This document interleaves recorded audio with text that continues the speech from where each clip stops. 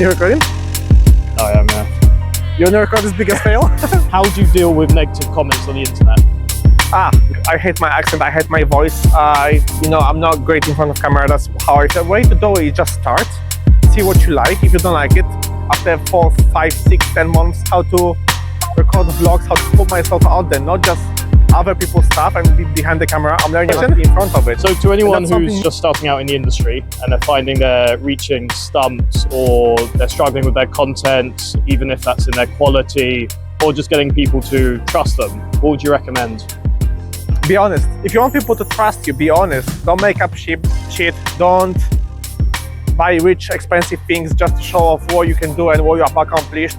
I'm literally wearing shoes from Primark for 16 pounds. Yeah, these are the lovely shoes.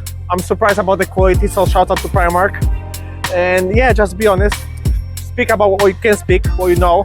Even if it's your experience, with your experience, you can't go wrong with it because it's yours. No one can tell you saying this wrong. Because if you already experienced it, you lived it. If you're an expert in something, if you're a doctor, if you're an economics student, if your passion is butterflies, you can talk about it and you know what you're talking about. And you'll be surprised because there's 8 billion people, half of them is on social media, YouTube, whatever. Like, people will watch you, will find your niche eventually. It might take a long time. It might be the snowball effect. It starts rolling very slowly in the beginning.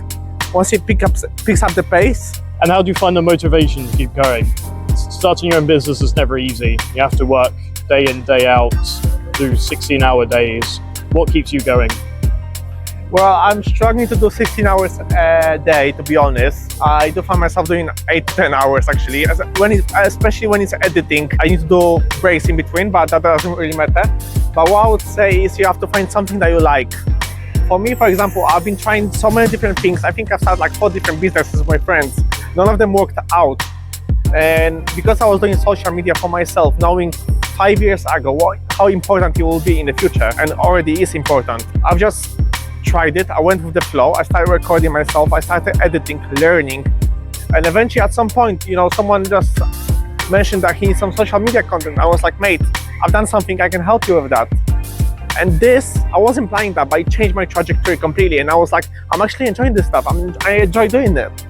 At the moment, I'm learning how to speak in front of the camera. I'm learning how to record vlogs, how to put myself out there, not just other people's stuff and be behind the camera. I'm learning how to be in front of it. And that's something new for me. But the way to do it is just start, see what you like. If you don't like it, after 4, 5, 6, 10 months, you can drop it and do something different. But you have to really try. Otherwise, you'll never know if you're good at it and if you're actually passionate about it. Your parents might tell you go to law school, go be a doctor, but if you want to fucking study butterflies, mate, there are people there that are earning money studying butterflies, and they love it. So, let's say someone wants to do content creation as a hobby rather than a job. What sort of skills have you developed and how has it helped you in your day-to-day life? First thing that I've developed is a bit of confidence.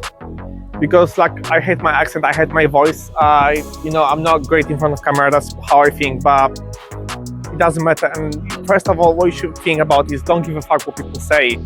Pardon my swearing, but that's true.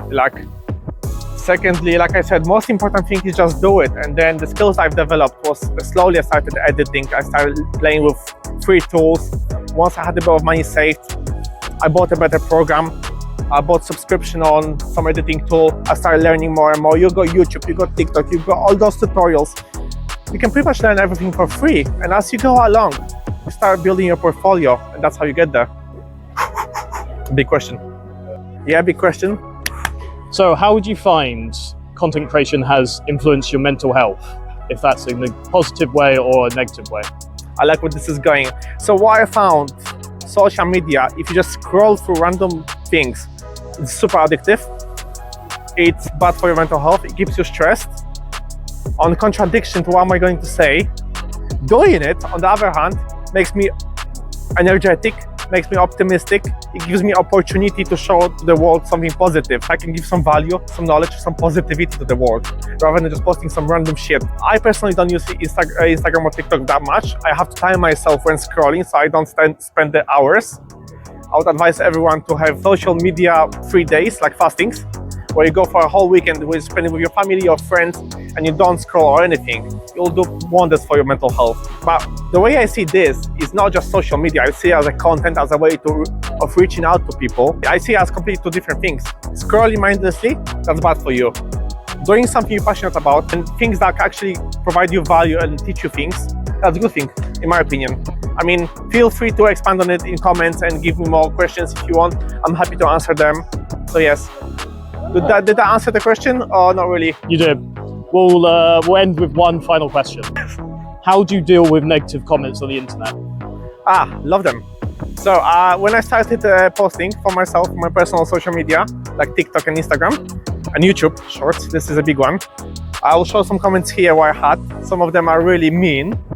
And they say, kill them with kindness. And that's kind of what I did, you know. I just replied in a funny way to comments, never taking them seriously. You know, most of the time they were just trolls, 15 years old. And, you know, people troll because they don't feel well, okay, within themselves, you know, and they're not alright, they're hurting most of the time, if it's like actual hate. So I'll just feel sorry for them, be compassionate. You have to understand that once you're doing this stuff, you cannot listen to what people are saying. Listen to positive, constructive criticism, but when someone just vomits pure hate on you and out of no reason, just ignore it. Just go like that, and that's it. Because, or kill them with kindness, like whatever you prefer. You know yourself, you have to find your way, but never take it seriously. Unless, like I said, it's constructive criticism and they're giving you some advice. Then you thank them, you know? And you know, those comments will come, people will hate on you, they always will. But then you also have some positive comments. People will clap for you and will root for you. So, you know, it's like real life, it's a mix of both, you know? So, yeah, just most importantly, you have to be okay with yourself. Hey, thanks for your time. Let's head back to work. Let's head back to work.